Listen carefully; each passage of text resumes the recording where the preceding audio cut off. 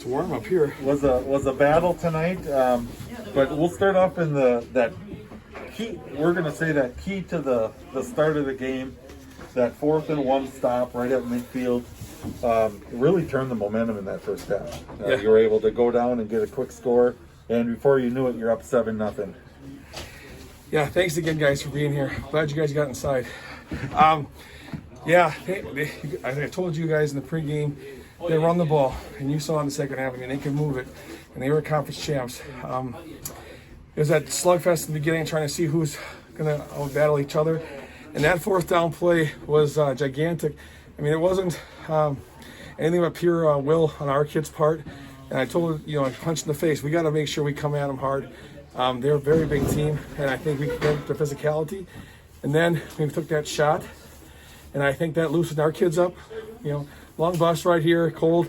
I think that got everyone moving, and I think that was a very big, important part of us saying we belong here, and those kids proved it tonight.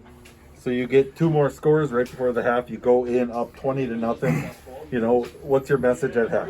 Obviously, you have 2 quarters to go before this one's over. Correct. It was a 4-quarter game. We've been saying that when you're playing these last couple of games. I mean, Little Fox Valley was a very tough team. So it's a 4-quarter game. Not get comfortable. Again, I said this with Coach Kittle, my coach. The first 3 minutes of that half are huge. And I feel like we did enough there to make sure we had Logan Dale had a great pass, catch, and Owen had a great pass to him, made a great move, and that kind of loosened up a little bit.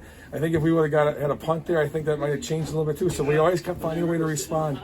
And then we just happened to hold on there at the end. And I mean, Isaac Vandenbush was out. Allergic reaction. He had to go to the hospital. So if you're listening, Isaac, we love you. I hope you're okay. But that's a big loss too. But Evan Dorner stepped in and did a great job. And again, I just feel like these kids everything prepared us for this moment of adversity, and we were able to handle it. So in the second half, it was kind of a grind, kind of a little chess match, and they were trying to do different things to just keep themselves in the game. And then it comes down to that 2-point conversion, and again, your kids step up big, and then it was a couple knees. But just kind of talk about the emotions of that game. Up 20-0, they start to creep up a little bit.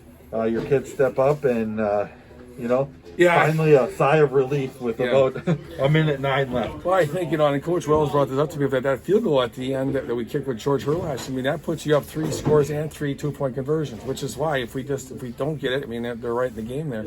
So that was a big play for us, and George coming in for John Larson, who's been out. We haven't had a game like that in a while. The Little Shoot game in FPL, we were up a little bit. So I'm actually kind of happy that we were able to experience this, because we're going to have a lot of, it's not going to be easy all the time. And when you seek discomfort, you have to be willing to respond. They had some plays. I think we had some people in position. Had some calls didn't go our way. But we have to be. We can't let the officials can only control what we can. But I feel like they were able to respond. You're right. And weather the storm. They made a huge play at the end when they needed to. Those onside kicks we were getting. Those are little things. Those are details. We always worry about the little things. And those details you think about in practice, those come back in big games and big moments, and they become natural. We talk about thinking right all the time and being positive. And I told them at the onside kick, you guys will get this. You got to think positive because you're going to get it. And they all look at me with that confidence, and I knew that we have a good situation with this team. I'm very proud of them. And we just got a final update. West of Pier did beat Grafton 7-3 tonight. So next week it'll be West of Pier and Luxemburg Casco. You're very familiar with them.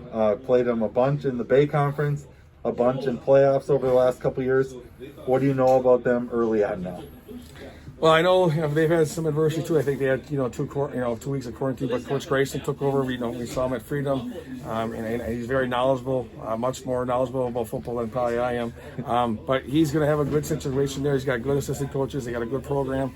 But I feel great about what we have. I mean, we're playing on free. We're playing for free right now. We have a chance to win the final game of the season against an opponent that has a perennial power in our area. And I think if we can beat them, or we have an opportunity to challenge them, I think that's all we can ask for. I mean, they're gonna give us our best shot, and we're gonna do the best we can this week to prepare for them. But it's gonna be hopefully a great game. I respect that program and everyone that's been there. They've done a lot, and I hope that we can just achieve that someday here at Luxemburg Casco, back to what we had.